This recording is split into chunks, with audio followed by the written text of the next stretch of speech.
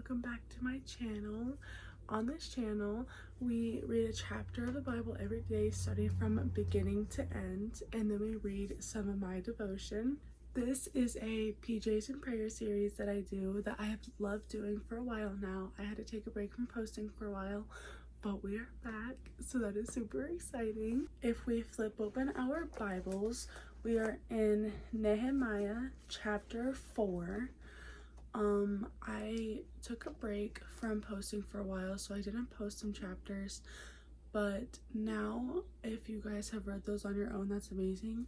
But now we are in Nehemiah, and so far we're still in the Old Testament. Nehemiah is more of a personal story. It's in third person, and we think the author is maybe Ezra of this, but Nehemiah's words are the ones written in third person. Basically, as a recap of chapter 3, Nehemiah wants to rebuild the walls of Jerusalem. He had other people trying to help him build the walls, although some weren't happy with it, but others were. So now we are in chapter 4 today, and the title of that is Enemies Oppose the Rebuilding. So let's head into this. Sanballat was very angry when he learned that they were rebuilding the wall. He flew into a rage and mocked the Jews, saying in front of his friends and the Samaritan army officers, "What does this bunch of poor, feeble Jews think they're doing? Do they think they can build the wall in a single day just by offering a few sacrifices? Do they actually think they can make something of stones from a rubbish heap, and charred ones at that?" Tobiah the Ammonite, who was standing beside him, remarked, "The stone wall would collapse if even a fox walked along the top of it." Then I prayed, "Hear us, our God, for we are being mocked. May their scoffing fall back on their own heads, and may they themselves become captives in a foreign land. Do not ignore their guilt. Do not blot their sins, for they have provoked you to anger here in front of the builders."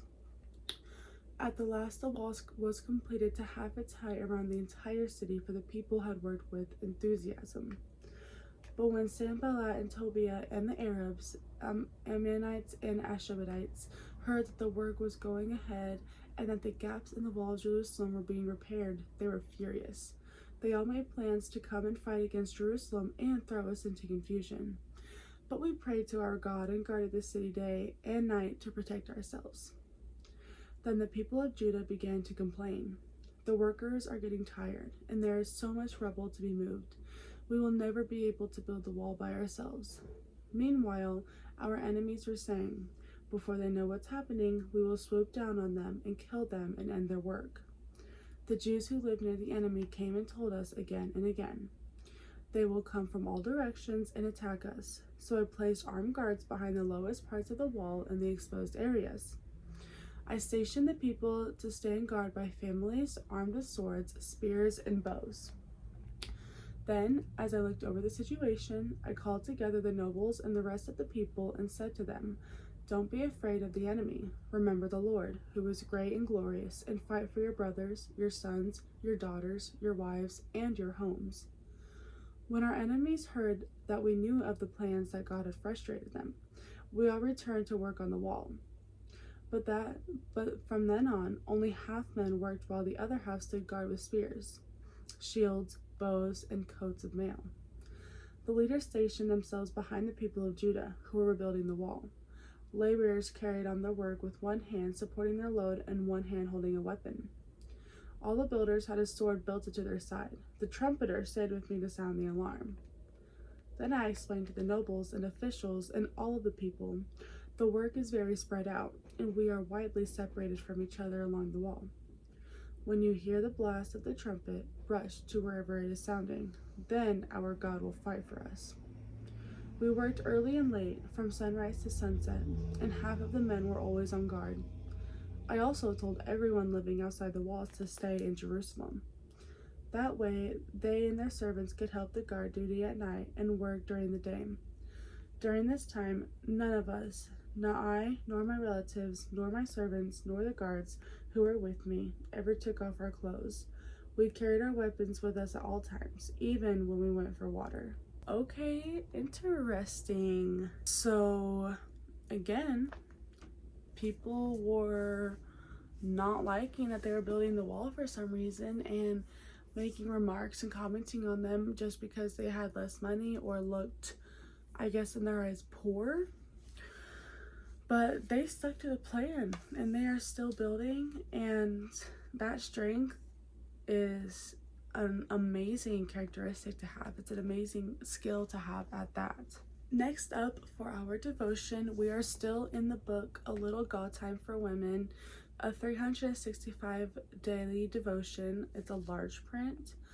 I got this somewhere. I had forgotten where I got it, but you can get it off of choicebooks.com because I always like to tell who the author is and whatnot, but I am not seeing the author of the book, but it's okay. Today is June 16th, and our title is Help Needed. Our verse is, I will ask the Father, and he will give you another helper, so that he may be with you forever.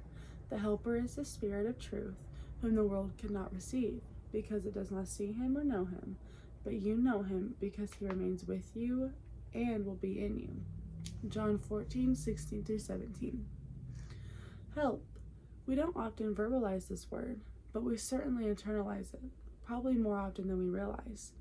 What do you do in times of need? What do you rely on to get you through a tough situation? Jesus asked the Father to give us a helper, one that would always be with us, and one that speaks truth. This is the Holy Spirit, and this is his role in our lives. Jesus promised that the Spirit of truth would abide in us because we have received him through our belief in him. Are you confronting a difficult situation today? Are you struggling to be obedient to the Lord? Are you anxious about anything? The world may think it has answers, but it does not know the Spirit. The Spirit is present in you at all times and will speak the truth. So ask for his help today and be willing to receive it. Anytime you are struggling, anytime you feel like you are too anxious or you're too hurt or you can't do something, always run to God. Always run to God. Because in any situation, good, bad, sad, scary, it doesn't matter. God is always your first call, because God is your reason for your happiness, your help when you're scared, your help for your safety. God will always be there. He is always your 911. Obviously, call 911 if you're in a 911 situation, but you guys get what I'm saying. Anyways, thank you guys so much for joining me in this video. I will see you guys again tomorrow to carry on to Nehemiah chapter 6, and I will hopefully in the future be posting more videos, just doing Bible study, talking about common problems once I get all of my ducks in a row. But thank you so much for joining. I encourage you all to journal with God and just write down some personal thoughts that you would want God to hear. Just kind of writing down a prayer, basically. That's what I do, and I really like it.